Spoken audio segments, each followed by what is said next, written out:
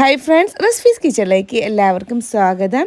ഞാനിന്ന് വന്നിട്ടുള്ളത് നമുക്ക് ചോറിലേക്കൊക്കെ വളരെ സിമ്പിളായിട്ട് എന്നാലും നല്ല ടേസ്റ്റി ആയിട്ട് തയ്യാറാക്കി എടുക്കാൻ പറ്റുന്നൊരു ചമ്മന്തിയുടെ റെസിപ്പി നോക്കാം.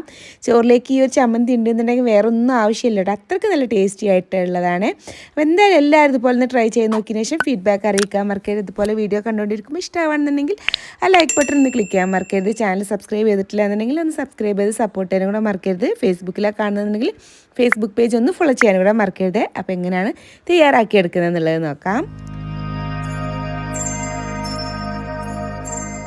തയ്യാറാക്കി എടുക്കാൻ വേണ്ടിയിട്ട് ഫസ്റ്റ് നമുക്കിതിലേക്ക് ഒന്ന് വഴറ്റിയിട്ട് എടുക്കാനുണ്ട് കേട്ടോ. അപ്പോൾ അതിനായിട്ട് ഞാൻ ചൂടാക്കി എടുത്തിട്ടുള്ള പാനിലേക്ക് 1 ടീസ്പൂൺ വെളിച്ചെണ്ണ കേട്ടോ ഒഴിച്ച് കൊടുത്തിട്ടുള്ള ഒന്ന് ചൂടായി വരുന്നതോട് കൂടി 1 ടീസ്പൂൺ കടുക് ഇട്ടുന്നുണ്ട് പൊട്ടിച്ചെടുക്കുന്നുണ്ട്. കടുകൊന്നങ്ങ് പൊട്ടിയിട്ട് വന്നാൽ പിന്നെ നമുക്കതിലേക്ക് ഒരു 8 വറ്റൽമുളക് ഇട്ട് കൊടുക്കാം കേട്ടോ. എരിവിനനുസരിച്ചിട്ട് ആഡ് ചെയ്ത് കൊടുത്താൽ മതി. എന്നിട്ട് നമുക്ക് ഫ്ലെയിം സിമ്മിലോട്ട് മാറ്റിയിട്ട് ഇത് നന്നായിട്ടൊന്നങ്ങ് റോസ്റ്റ് ചെയ്തെടുക്കണേ. ഫ്ലെയിം കൂട്ടിയിട്ട് ഇടാൻ പാടില്ല കേട്ടോ, അങ്ങനെ ആകുമ്പോൾ പെട്ടെന്ന് അങ്ങ് കരിഞ്ഞു പോകാൻ ചാൻസിൻ്റെ കളറ് മാറിപ്പോവും. പിന്നെ അതിലേക്ക് ഞാനൊരു 6 വെളുത്തുള്ളിയുടെ അല്ലി ഇട്ട് കൊടുക്കുന്നുണ്ട്. അതുപോലെ തന്നെ ഒരു മീഡിയം സൈസിലുള്ള വലിയ ഉള്ളിയാണ് കേട്ടോ ഇട്ട് കൊടുത്തിട്ടുള്ളത്. ഒന്ന് കട്ട് ചെയ്തെടുത്തിട്ടുള്ളതാണ്, അതും കൂടി ഇട്ട് കൊടുത്തിട്ട് നന്നായിട്ട് അതെല്ലാം കൂടെ ഒന്നങ്ങ് വഴറ്റിയിട്ട് എടുക്കണേ. ഉള്ളിയൊക്കെ നന്നായിട്ടൊന്ന് വഴന്ന് വരണേ. ഇപ്പോൾ ഇതാ ഉള്ളിയൊക്കെ നന്നായിട്ട് വഴന്ന് ഇതുപോലൊന്ന് കളർ ചേഞ്ച് ആയിട്ട് വന്നിട്ടുണ്ട് കേട്ടോ. ഈ ഒരു രീതിയിൽ വേണം നമ്മളൊന്ന് വഴറ്റിയിട്ട് എടുക്കാൻ. അതുപോലെ ഇനി ഇതിലേക്ക് അടുത്തതായിട്ട് നമുക്ക് പുളിയാണ് കേട്ടോ ഇട്ട് കൊടുക്കാനുള്ളത്. കുറഞ്ഞ അളവിൽ പുളി ഇട്ട് കൊടുക്കുന്നു. നെല്ലിക്കേൻ്റെ അത്രക്കൊന്നും വലിപ്പമില്ല കേട്ടോ, അതിനെക്കാട്ടിലും കുറവാണ്. അതുപോലെ തന്നെ 1/2 ടീസ്പൂൺ കുരുമുളക് പൊടിയും 1/4 ടീസ്പൂൺ കായത്തിൻ്റെ പൊടിയും ഇട്ട് കൊടുക്കുന്നുണ്ട്. എന്നിട്ട് നന്നായിട്ടൊന്നങ്ങ് വഴറ്റിയിട്ട് എടുക്കാം. അപ്പോൾ അതൊന്ന് നന്നായിട്ടൊന്ന് വഴറ്റിയിട്ട് എടുത്തിട്ടുണ്ട്. ഇനി അതിലേക്ക് നമ്മൾ ഉപ്പ് ഇതുവരെ ആഡ് ചെയ്ത് കൊടുത്തിട്ടില്ല, അപ്പോൾ അതിലേക്ക് ആവശ്യമായിട്ടുള്ളൊരു ഉപ്പ് ഇട്ട് കൊടുക്കാം.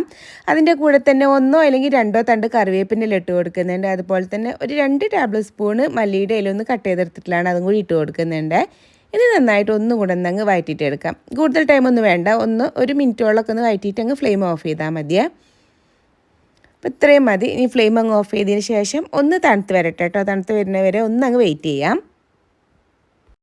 തണുത്ത് വന്നതിന് ശേഷം മിക്സിയിൽ നമ്മൾ ചമ്മന്തിയൊക്കെ പൊടിച്ചെടുക്കുന്ന ജാറില്ല, അതിലേക്ക് ഇതുപോലെ അങ്ങ് ഇട്ട് കൊടുത്താൽ മതി കേട്ടോ. ഇനി ഒന്നങ്ങ് ജസ്റ്റ് ഒന്ന് ക്രഷ് ചെയ്തെടുത്താൽ മതിയേ.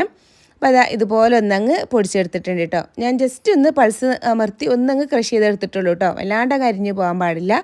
ഇതുപോലൊന്ന് ജസ്റ്റ് ഒന്ന് ചതച്ചെടുക്കുന്ന രീതിയിൽ വേണം ഒന്ന് പൊടിച്ചെടുക്കാൻ. ഇനി നമുക്കിതൊരു ബൗളിലേക്ക് മാറ്റിയിട്ട് എടുത്തിട്ടുണ്ട്. ഇനി അതിലേക്ക് ഞാൻ 1 ടേബിൾ സ്പൂൺ വെളിച്ചെണ്ണ കേട്ടോ, പച്ച വെളിച്ചെണ്ണ അങ്ങ് ഒഴിച്ച് കൊടുത്തിട്ട് നന്നായിട്ടൊന്നങ്ങ് മിക്സ് ചെയ്ത് കൊടുക്കാം. അപ്പോൾ ഇത്രയുള്ള നമ്മുടെ ചമ്മന്തി വളരെ സിമ്പിളായിട്ട് തയ്യാറാക്കി എടുക്കാൻ പറ്റുന്നതാണ്. ചോറിലേക്കൊക്കെ ഈ ഒരു ചമ്മന്തി ഉണ്ടെന്നുണ്ടെങ്കിൽ അത് മാത്രം മതി, അത്രയ്ക്ക് നല്ല ടേസ്റ്റാണ്.